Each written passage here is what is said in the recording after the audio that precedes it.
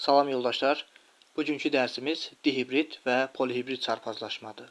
İlk öncə dihibrid çarpazlaşmadan başlayaq. Dihibrid çarpazlaşma bir-birindən asılı olmayan əlamətlərin irsən nəsildən nəslə keçmə qanuna uyğunluğunu tədqiq eləmək üçün aparılır. Mendel bu məqsədlə noxud bitkisinin rəng və forma əlamətini götürmüşdür. O, rəngə görə sarı rəngi böyük A, yaşıl rəngi kiçik A, hamar formanı böyük B, qırışıq formanı isə kiçik B hərfi ilə işarə etmişdir. O, əvvəlcə homozigot dominant və homozigot resessiv formaları bir-biri ilə çarpazlaşdırmış və diheterozigot formalar almışdır ki, bunlarda sarı və hamar formalı fərdlər olmuşdur hamısı. Mendel F1 hibridlərini sonra təkrar çarpazlaşdırmışdır. Təkrar çarpazlaşdırmanın sxemini yazmaq üçün ilk öncə hansı qamətlər alınır, onlara baxmalıyıq. Necə əmələ gəldiyini hesablamaq üçün biz çoxhədlinin vuruqlara ayrılmasından istifadə edəcəyik. Yəni burada böyük A-nı öncə böyük B ilə, sonra isə kiçik B ilə birləşdirəcəyik. Bu şəkildə gördüyünüz kimi. Sonra kiçik A-nı böyük B ilə və sonda kiçik A-nı kiçik B ilə birləşdirəcəyik və bu cür qamətlər alınacaq. Hər bir tərəfdə 4 qamət alınır və bunları çarpazlaşdırdıqda bu cür alınır. Buna Pennet cədvəli deyirlər. Şəkli videonu saxlayıb diqqətlə baxa bilərsiniz buna. Və burada gördüyünüz kimi 9 sarı hamar, 3 sarı qırışıq, 3 yaşıl hamar və 1 yaşıl qırışıq formalı toxumlar alınır ki, burada da fenotipin sayı 4 olur. Yəni 9, 3, 3 və 1. Bəs genotipə görə parçalanma nə cür olur? Gəlin ona baxaq. Şəkildə gördüyünüz qırmızı xətlə işarələdiyim diheterozigotlardır ki, onların sayı 4 dənədir. Sonra sırası ilə bənövşəyi, mavi, yaşıl və sarı rənglə işarələdiklərim 2 dənə olanlardır. Onların hər birindən 2 dənədir. Və qara xətlə dairə aldıqlarım isə hər birindən 1 dənədir. Videonu durdurub baxa bilərsiniz. Və burada nisbət də 4 bölü 2, bölü 2, bölü 2, bölü 2, bölü 1, bölü 1, bölü 1 və bölü 1. Yəni 1 dənə 4, 4 dənə 2 və 4 dənə 1. Kombinasiyaların sayını tapmaq üçün isə biz qamətlərin, yəni dişi və erkək fərdlərdə olan qamətlərin sayını bir-birinə vururuq. 4 vur 4 bərabər 16. İndi isə keçək polihibrid çarpazlaşmaya. Polihibrid çarpazlaşmada biz əsasən düsturlardan istifadə edəcəyik. Birinci olaraq qamətlərin sayının tapılması məsələsi durur. Qamətlərin sayını hesablamaq üçün şərti olaraq M ilə işarələyirəm. M bərabər 2-nin üstü N düsturu ilə tapılır qamət sayı. Burada N heterozigotların sayıdır. Məsələn, bu nümunəyə baxaq. Burada gördüyünüz kimi 3 dənə heterozigot forma var. A-lar, B-lər, C-lər. D homozigot dominant, Y isə homozigot resessiv olduğu üçün onları nəzərə almır. Ancaq heterozigotları götürür. 2-nin üstü 3 bərabərdir 8-ə. Bəs burada bu 2 nə deməkdir? Bu 2, yəni niyə məhz 2-ni götürür? 2-nin qüvvətinə yüksəldirik. Bu 2 burada gördüyünüz hər bir allel bir qamətə düşür. Məsələn, böyük A bir qamətə düşür, kiçik A başqa bir qamətə düşür. 2 dənə olur. Ona görə 2-nin qüvvəti şəklində yazırıq. İkinci, fenotipin sayının tapılması məsələsidir. Fenotipin sayı da 2 üstü N düsturu ilə hesablanır. N yenə də heterozigotların sayıdır. Məsələn, nümunəmizə baxaq. Bu nümunəmizdə də 2-nin üstü 3 bərabərdir 8 eləyir. Yalnız burada 2 qamətlərdə nəzərdə tutduğumuz 2 deyil. Artıq sizin monohibrid çarpazlaşmanı bildiyinizi qəbul edirəm və onun üzərindən davam edirəm. Bilirsiniz ki, monohibrid çarpazlaşmada 3 bölü 1 nisbətində 2 dənə fenotip alınırdı. Biri 3, biri isə 1. Bax, buradakı 2 həmin 2-dir. Gəlin bunu İndi bu polihibrid çarpazlaşmadır. Biz bunu asan olsun deyə dihibrid çarpazlaşma misalı üzərində izah eləyək ki, dihibrid çarpazlaşmada 4 fenotip hardan gəlir? Gəlin baxaq. Dedik ki, 2 3/1 nisbəti nə deməkdir?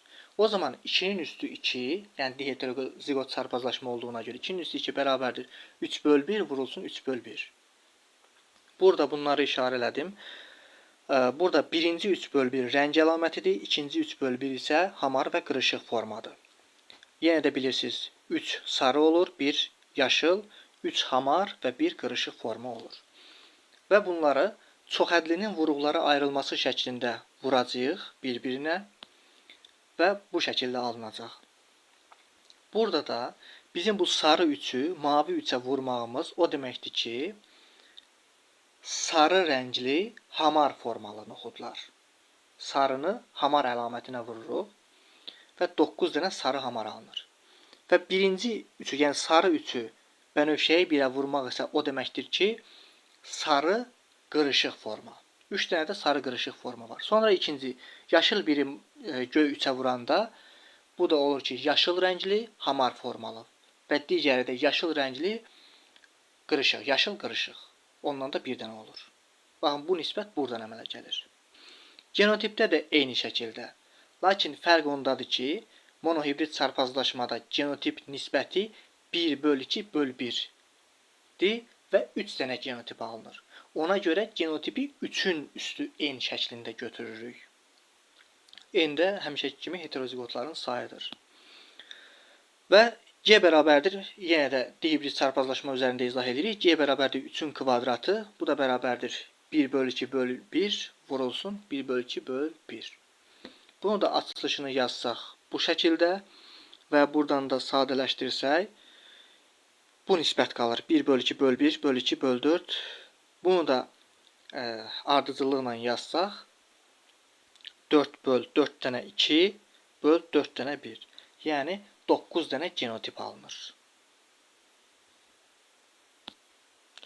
Və kombinasiyaların sayını tapmaq üçün burada kombinasiyaların sayını tapmaq üçün qametləri bir-birinə vururuq. Mən burada Q1 vur Q2 yazmışam. Ona görə ki, biri erkək fərdin qametlərinin sayıdır, digəri isə dişi fərdin qametlərinin sayıdır. Bunları ayrı yazmağımızda fayda var. Niyə görə? İndi onu izah edəcəm. Ola bilər ki, bizə verilmiş nümunədə hər iki tərəfdə olan heterozigotların sayı eyni olmasın, fərqli olsun. Məsələn, bizim nümunəmizdə necədir? 4 dənə birinci tərəfdə heterozigot var, 2 dənə isə ikinci tərəfdə heterozigot var.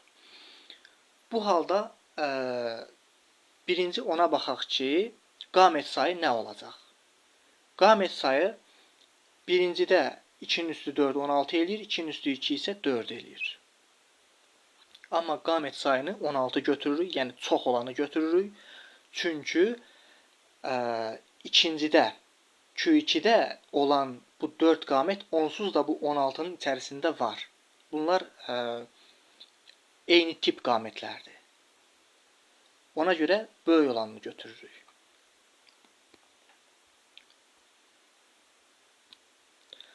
İndi fenotipə baxaq. Bəs fenotipdə necə olacaq? Deməli, fenotipi hesablamaq üçün biz bu 2 dənə çarpazlaşmaya fikir verməliyik.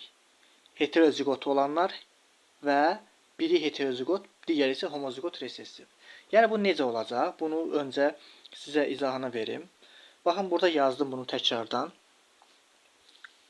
Birinci A allelinə baxırıq. Hər iki tərəfdə, yəni həm sağ tərəfdə, həm dişi fərddə, həm erkək fərddə A allellərini ayrı-ayrılıqda çarpazlaşdırdıqda neçə dənə fenotip alınır? Monohibrid çarpazlaşma şəklində çarpazlaşdırırıq və görürük ki, bir dənə fenotip alınır. Məsələn, rəng əlamətidirsə elə o sarı rəng alınır. B-ni çarpazlaşdırdıqda hər ikisi dominantdır. Dominant homozigot. Demək, ondan da bir dənə alınacaq. Amma C-lərə gəldikdə bunlar ikisi də heterozigotdur. Heterozigot formada 2 dənə fenotip alınır demişdik. Ona görə onun altından 2 yazırıq. Sonra D-də də eyni şəkildə onların da hər ikisi heterozigotdur. Onun da altından 2 yazırıq. Və E-də isə baxın bir tərəfi heterozigotdur, digəri isə homozigot resessiv. Demək bunun da altından 2 yazırıq. Və bunları bir-birinə vururuq. Cavab eləyir 8. Düstura əsasən hesablasaydıq, yəni fenotipi 2-nin üstü eyni şəklində hesablasaydıq, onda burada alınmayacaqdı. Çünki bir tərəfdə 16 eləyəcəkdi, digər tərəfdə isə 4. Və bunların heç biri deyil fenotip sayı. Fenotipdə sadəcə bu 2 dənə yaşılla yazdığım formalara fikir verin. O cür varsa, onların altından 2 yazın və onları bir-birinə vurun.